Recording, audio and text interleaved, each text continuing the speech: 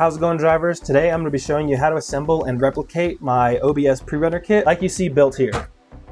First things first though, I want to give a big shout out to SDRC Crawl Shop. They're the ones that designed the original body for this, and it was a stock crawler body. They then allowed me to go ahead and remix everything. You'll notice that we've got this nice wide body on all four corners now, along with an extended rear bed with the added cage. We have a rear spare tire mount with two, and also a single spare tire mount option. A sweet new fuel cell style battery case. We even gave the interior an overhaul by designing some new racing seats, adding a full cage, and even designing a new hydro and shifter. The tires are pretty much like an X-Comp tread and are made by Hobby Part, and the wheels are from Hobby Soul. I also just recently designed some really sweet new paddles, and these are made out of TPU. So if you don't know anything about that, it's basically 3D printed rubber. And at the moment of recording this video, I am still waiting on my shipment to arrive, which should be any day now, for the more expensive and premium filament that I'm going to be using on the actual production tires. If they aren't already available, they will be available on my Etsy shop as well soon, and they'll come with 2 rear paddles as well as the 2 front skinnies. I'll have them available in a couple different sizes. These are the 57mm, a 53mm, a 62mm, and for some reason, someone even requested an 80mm, so we do have an 80mm that will still mount your 1.0 wheels. If you're building one of these, you don't need to use a TRX4M axle. You can still use the scx24 axle and even an FMS axle. The main difference between using the scx24 axles compared to the 1/18 scale axles is these guys actually use a ring and pinion gear setup instead of the worm gear in the scx24, and that about doubles the speed just by the gearing of the axles. However, want to build kind of one of the more crazier power setups, just so you can kind of get an idea of really what it's capable of. With this whole power setup, these rear tires will actually balloon. But if I'm being honest, having your tires balloon isn't really the best thing, because this can fight against you, especially around grippy corners. One thing to help aid against that though, is using 3D printed inserts. Those aren't going to stretch like silicone inserts or foam inserts are going to. But nonetheless, if you're looking for something that'll balloon the tires, this setup can do it.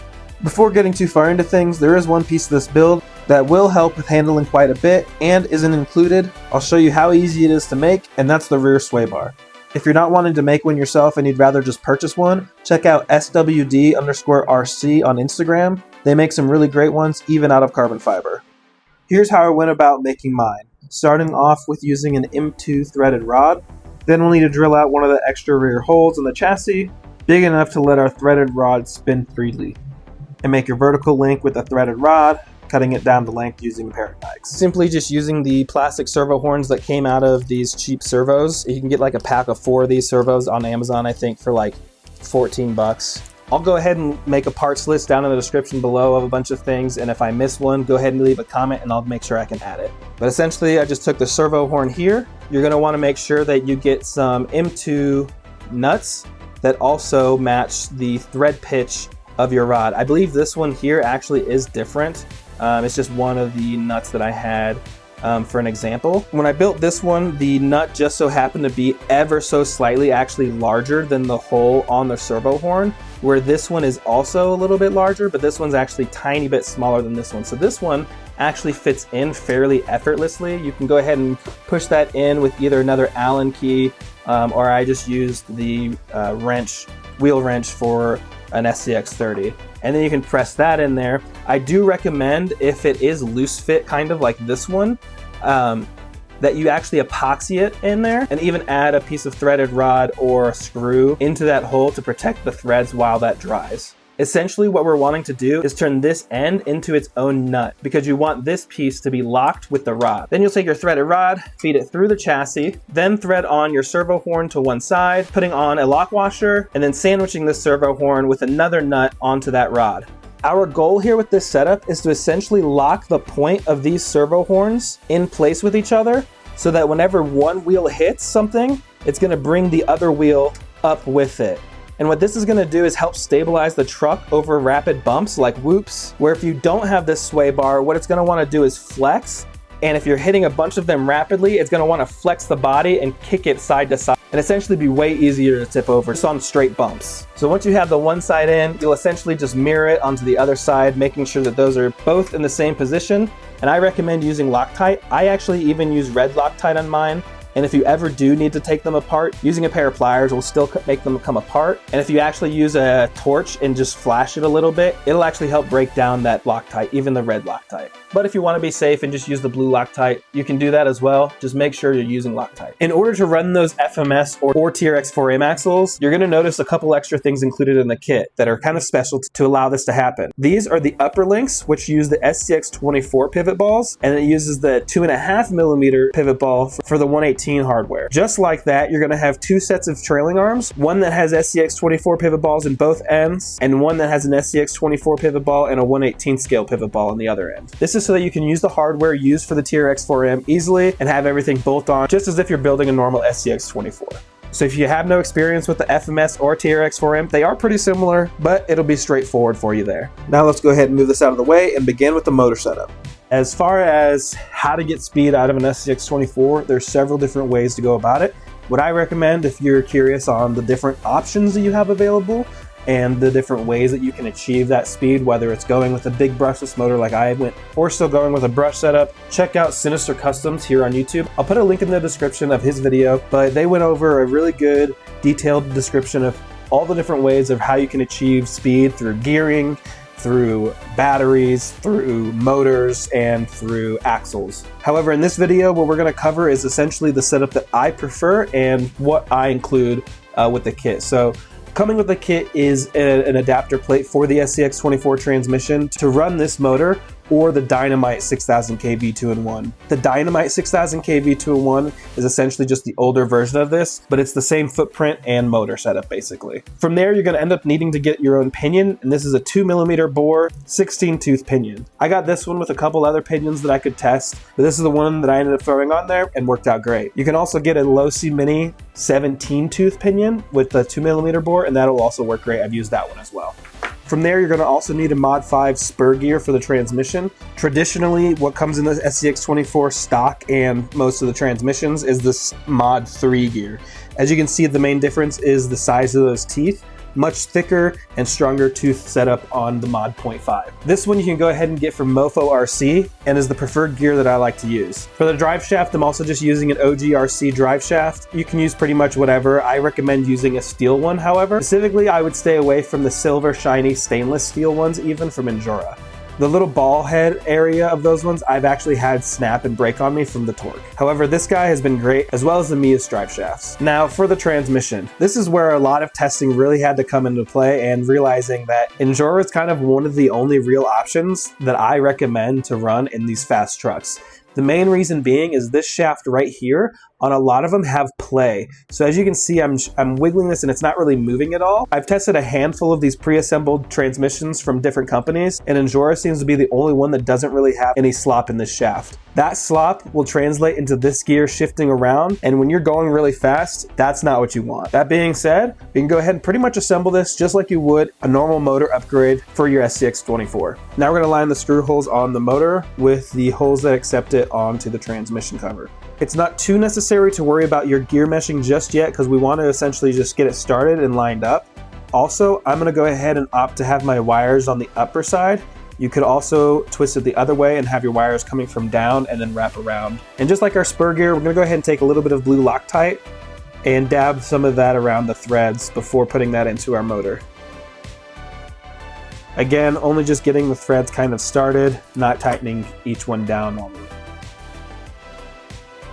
Now from here, you're going to want to go ahead and get your gear mesh set. Typically you want about a piece of paper's thickness worth in between each gear, or what that would mean is just enough space for this gear to kind of twist back and forth. You don't want to press it super tight up against it. You want to have just enough space to where these gears can kind of wiggle between each other. And for me in this gear setup, it's pretty much pushed all the way to the top. And just like that, you now have certified rocket power for your scx24. Now the way the orientation of this motor will be into the truck is with the motor going forward. So we're going to go ahead and install our drive shaft to the rear here. Now, like I mentioned earlier, this is a 2-in-1, which means the motor and the ESC are all compacted inside of this setup. This is also your on and off switch, your battery plug, and your signal power wire. This is what's going to plug into the channel 2 of your receiver. Now for the receiver, I use a FlySky G7P. And what's nice about the FlySky remotes, or at least the GT5 G7P, is they have a receiver with a gyro option. R7V for the GP7, and this one is the one that you're going to want to get that has the pink labeling so that you have the gyro option, which is also referred to as SVC control. Now the truck I'm going to be building today, I'm not going to actually put this motor in. I'm going to be dropping this back into my orange truck. Your motor is going to plug into here, channel 2, and then your servo will plug into channel 1. From there, what I like to do, you can go to the dollar store and get a bag of rubber balloons. This one just has the neck cut off, so don't mind that. You can stretch it over, and I do recommend trying to keep the neck if you can. I think mine just ripped off when I first did this. However, what you're gonna wanna do is go ahead and wrap this kind of around your receiver, and then we'll go ahead and just leave the end open for a second so that we can still plug things in. Then I like to take a little piece of heat shrink, cut this down a little bit. You'll take both your servo wire and your motor wire, feed them through, then plug your motor and servo back into your receiver. Bring this balloon all the way around your receiver, and then you tuck that heat shrink back down around the neck of the balloon, and that's going to help kind of seal off the wires a little bit better. What this is going to do is basically give you an extra water barrier. From my understanding, the receiver is water resistant, but it never hurts to add a little bit of extra protection against the water. And that's one of the nice things about this motor setup, and why I like it is it's also waterproof. And then of course, when you're ready to mount everything together, you can zip tie all your wires nice and tidy. And then I just use some simple hot glue to mount the receiver to the slider and some 3M tape to mount our switch. Now I am going to be using a stock skid for the demonstration of this. However, I do recommend you use an aluminum or brass one to A, help dissipate some of the heat, and B, lower the center of gravity just a little bit more. Also, it's important to note that the holes in this kit are ever so slightly smaller than the actual threads on the screws. This is to allow the screws to actually bite and help hold into the material. So it is recommended and can be assumed that throughout this video, I'm actually pre-threading all of my holes before fully installing things together. And since we're going to be mounting our motor with the front facing forward, we're going to make sure that the top mounting hole on our skid is facing towards the back of our chassis. Threading our sliders to the chassis to the skid.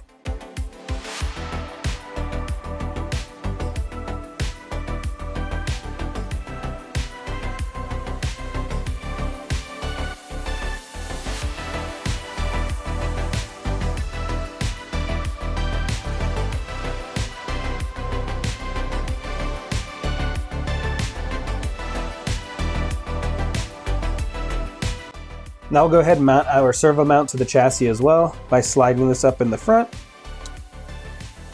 and bolting that on.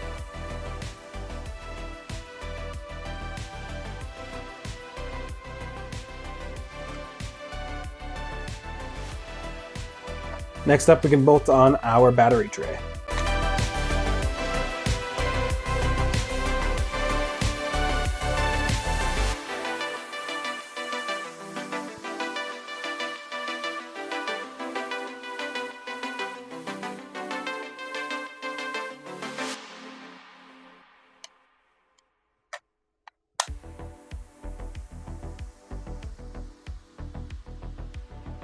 Now before we bolt any of the rest of the front end portion on, we want to make sure you have your servo in. For this, I recommend using a pretty strong servo, especially because you're going to want something to keep up with your gyro.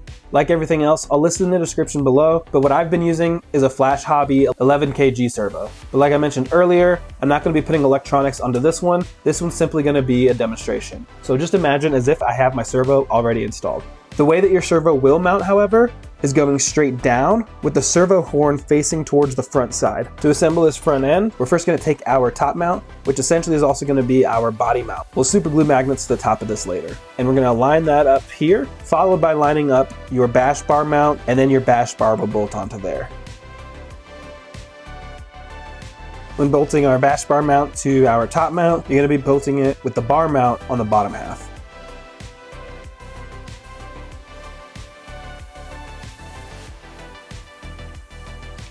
We can go ahead and pre-thread our bash bar itself, but don't install that just yet, because first we're going to want to install our beams. Included in the kit is 2 sets of beams, one of those just being a spare set. It is important to note, however, there is a difference between the two, one that doesn't have a notch and one that does have a notch. This is essentially just to make sure that you have extra clearance for your servo horn in case your shocks allow enough travel.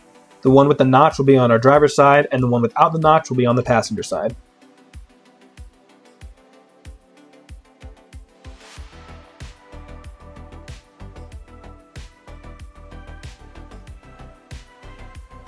Next, we'll go ahead and build our steering links. Included in the kit are these threaded rods and steering link rod ends.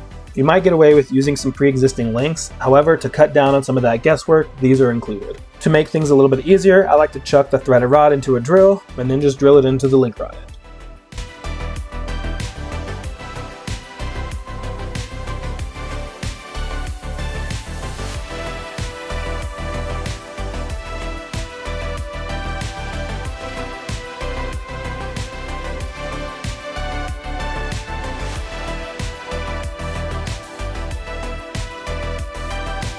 And then for the final assembly of these, you're going to want to twist it so that one is angled going up one way and the other is angled going down the other. And that's because you're going to be having this kind of scenario whenever it's installed. Next, we can take our front links and install those. And you'll notice that there's no front, upper, and lower links. It's just the one set of links. You'll also see that one side is longer than the other. That's to offset the difference between the two beams crossing between each other.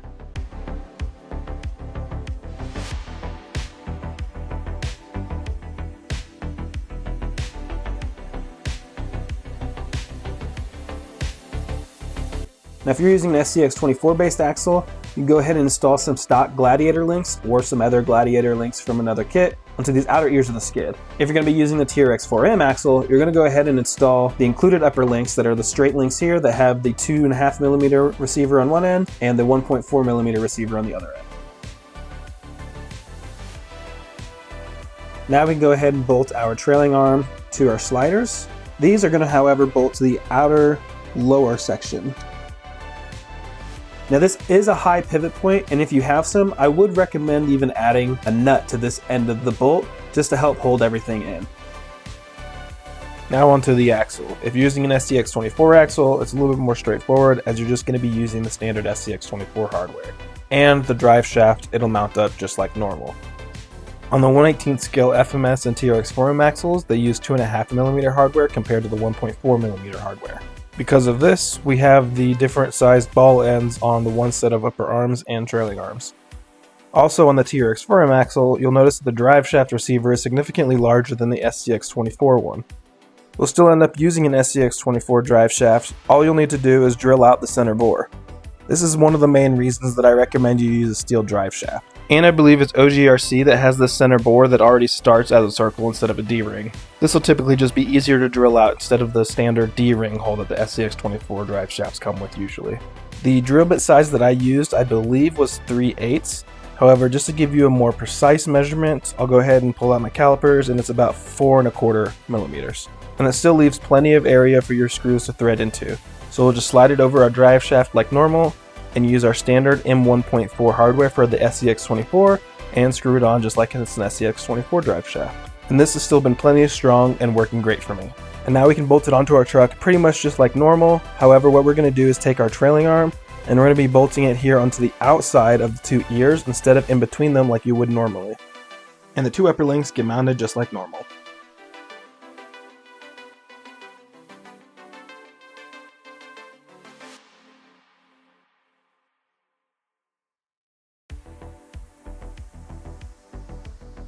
One thing to note with these 1/18 scale axles is I know the TRX4M axle at least has been known to come with plastic gears. I'm not too familiar about knowing if any or if all of the FMS axles come with or without plastic or metal gears, and this is something that you want to make sure that you have steel gears in. If you're wanting to run this 4M hybrid setup and you don't already have a stock axle, what I recommend you do is pick this guy up on Amazon. It's like 20 bucks pre-assembled with metal gears, and so far it's been running great. I've yet to have to service any of the gears, and if anything, the only thing I've done is maybe add a little bit of extra grease from the factory like I do on all my axles. If you're running an scx24 axle, it's also important that you're not running one that has brass worm gears, and if you are, you'll need to upgrade these to steel as well. While you're at it, you might as well also add a steel overdrive gear. 12 tooth has typically been the highest overdrive gear available, although I would check out Mofo RC, they might have a higher option available. Now let's talk suspension. There's two different types of shocks you can use for these scx24s, and that's these double barrel shocks, and then there's oil-filled shocks. These specifically are big bore oil shocks from Injora. That being said, an AX24 length shock is what I recommend you using because it's going to have the most travel, and that's about 52mm in length. What we're going to do here on this one is show you a hybrid setup, and to be honest, the suspension tuning, there's all kinds of opinions you can have. What I recommend is if you have a different idea, try it out, and let us all know how it feels. Because at the end of the day, just like in real life, you can tune everything to be a little bit different. So let's go ahead and get these installed. These are all the different weights of oil I've tried in my shocks over time, and ultimately, this is my choice. It's a really thick oil. As you can tell, it's intended as diff fluid. However, for this setup, what you want is really stiff suspension. Because unlike crawling, where you're really pushing through obstacles in a slow articulation, this is gonna be taking high speed bumps. So you're gonna want something that can take that consistent impact and not just be bottoming out every single time. So to help and aid with that, I like to add a nice thick oil just to soften that punch even more. But once again, this is something that is totally up to you and tunable, and I'd highly recommend, if this doesn't sound like the setup that you think would work, or you don't like the way that the setup does work if you try it, give something else a go and let everybody else know if you find something that you feel works better. Now I'll go ahead and show you basically how I do the oil into these shocks by using one as an example. I like to add preload to all of my shocks, bringing them down most of the way, if not all the way. Now this doesn't necessarily technically stiffen the shock, and it doesn't really lift the shock. However, what it does do is that preload basically adds a little bit of that tension to the spring already, helping with it wanting to bounce back. Or at least to my understanding, that's how it works. If you have a better way to describe it, go ahead and leave it in the comments below. So first thing to change the oil, we're gonna go ahead and screw the top cap off and then dump out whatever came in the shock from the factory. And now you can see how springy that shock kind of looks and acts. And now I'll show you what it looks like and how it acts once it has some nice oil in it. And you just kind of push the shock down, and we got it just about perfect because as you can see, it's not overflowing. We're just gonna go ahead and screw the cap right back on. And then there is like a little ball gasket at the top, so you will see a little bit excess push out here on the top, which is gonna be just fine and perfectly okay. And we'll tighten that down, kind of wipe some of that excess oil. And then now, you can see how much better that shock responds. Like I was just saying, that's the soft spring. So what we're gonna wanna do is add the stiff springs in here. Now what we can do for the shock is go ahead and pull the bottom ring off and then remove this spring. And then instead of simply replacing this spring with the other spring, what I actually like to do is double up on the springs. So I'll just go ahead and mesh these two springs together and then put it right back onto the shock. And then just make sure that you align and get both of the bottom of the springs onto that bottom collar. And now you have a much stiffer shock setup. We'll go ahead and repeat this process on the remaining big bore oil shocks.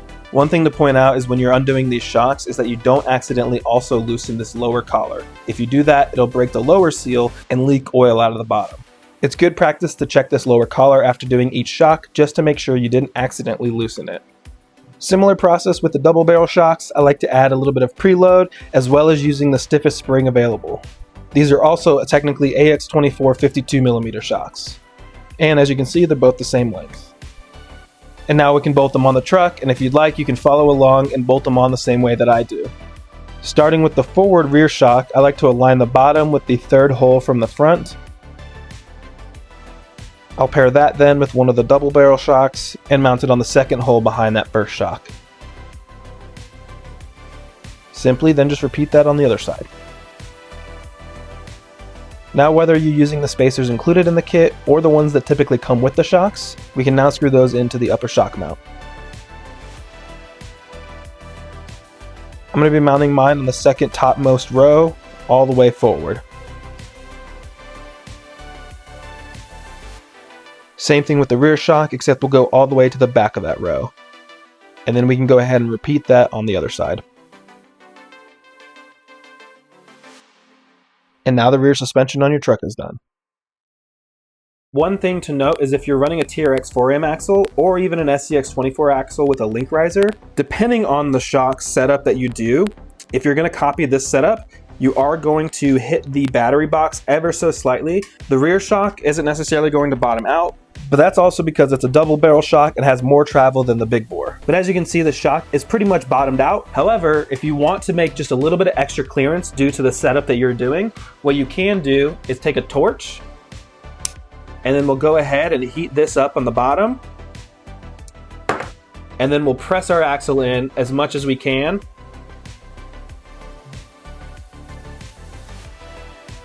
You're looking to maximize that travel and do the same setup here, that's just a quick little tip that you can use. And if you're wondering how the battery is going to lay in there now because we've done that, this is actually extended oversized slightly just in case you have a little bit of a longer battery. And as you can see, once that's in there, it actually pretty much meets exactly to where that's at because you don't want to necessarily pinch these cables and force that in there. So this sits in there nicely, right at that bump, and you don't have to worry about it. The battery case will still fit on, keep everything intact in there, and you're fine. Moving back around to the front of the vehicle, you'll notice I actually went ahead and made a quick adjustment to the front mount by adding a couple more shock placements. And I've went ahead and updated all the kits to already come with this piece now. So first, I'll go ahead and continue by mounting this back to our servo mount, and then we can move on to mounting our shocks to our twin I-beams, and then to the top of this shock mount. Once again, either using the spacers that are usually included with your shocks or the ones included in the kit. And I'm mounting mine to the rearmost hole. Now for the front knuckle, you can get away with using either the stock knuckles, the stock style brass knuckles, or even using these brass portal style knuckles from Mofo RC. Now, I'm not really sure if you can still get these anymore. This was a pretty cool brass portal knuckle attachment that you could use on your stock axles. Now, some of you may be wondering as to why you would want to run a portal knuckle. However, it's actually so you would flip it upside down to help offset the wheel upward. In addition to running them backwards like this, it also adjusts your camber when running those big bore oil shocks. You can see even here on these stock style knuckles that the alignment would change whether or not it's flipped from one side to the other. And the reason that we would want this flip and offset is because the big bore oil shock doesn't travel upward as much as the double barrel shocks do. And you can see this is because it has that extra oil reservoir at the top, as to where these double barrel shocks don't have that, so they're allowed to travel all the way up into the body. Now, I run the big bore oil shocks in the front of mine, and I'll still end up using sometimes these brass style stock knuckles, but for this demonstration, I'm going to go ahead and show you that you can still get away with using the stock knuckles as well. It assembles just as if this were an axle still. You just skip the part where the dog bone is inside of the axle. So we'll put the spindle inside the knuckle and then just bolt that onto the beam. You don't have to, but I also recommend you use the +4, +5mm extended axle shafts that you can get, because it's the spindle end on the front half that gets extended. And then adding the wheel and wheel nut is what will hold that spindle in place. I went ahead and installed two knuckles that are from the same side, so you can see what it's like when you have one mounted on here backwards compared to when you have one mounted on here normally. The one mounted backwards here gives us a nice alignment with the camber with the big bore oil shocks, where the other one, compressed, still gives us a little bit of a positive alignment. And again, if you had the full travel of the double barrel shocks, you wouldn't have this issue, so you could get away with mounting your knuckles just normally. And then as you can see, with both the left and right knuckle mounted on the opposite side upside down, we have a nice camber alignment. I'll now go ahead and just toss on the rear wheels as well. Circling back to our steering links, we can go ahead and get ready to mount those as well. Let's go ahead and start off by grabbing one of the small spacers that comes with the shock, and we're going to be mounting that onto the knuckle underneath the steering link that'll go onto the driver's side.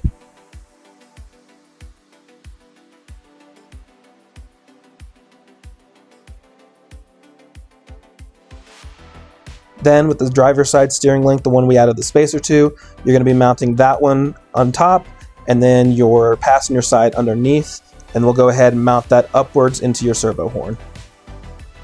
Finally, we're ready to go ahead and grab our bash bar and mount that onto the front bash bar mount. That about wraps up the main chassis build. Let's go ahead and move on to the body. I currently have the bodies available in a few different colors, including this brown, a black, white, and gray. Personally, using this brown is my favorite, as when you add all the paint layers and start to scuff and scratch it up, that paint will reveal the brown as a rust layer. But as you'd assume, we're going to go ahead and pre-thread all those holes onto the body and then bolt that onto the bed half. Now we can go and bolt on our hinge mount to the body. There's two different sides, one that has a little divot and one that doesn't. Go ahead and do the flat spot on the bottom. And since we've already seen what this double spare tire mount looks like mounted on, we're going to go ahead and use the single spare tire mount for this video. Just make sure when mounting it, the angle portion is going towards the back. Assuming everything is painted, you want to go ahead and mount up your grille by gluing it. You'll simply just add a strip of glue along the back side here and here. You can first use something quick to dry like super glue to get it in place, and then if you want to add a little bit of extra strength, you can go ahead and just add a little bit of epoxy to the back of it as well. Then we can go ahead and align our rear hinge to the back of the chassis and mount that up as well.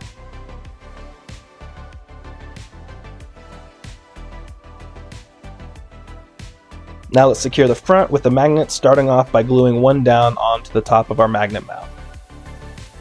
Then now once that is dry, we can go ahead and close our hood If you already have it painted, we're gonna go ahead and take some tape, put that over your painted hood just so you don't accidentally mess up your paint. But I would recommend doing all this before you paint your body. Then we'll go ahead and put one magnet down. What that's going to want to do is align with that magnet that's glued onto the body. Then what you can do is take your tape again, go ahead and tape that magnet down there. You have a perfect spot as to where you can align and glue that magnet so that it'll align to the body mount.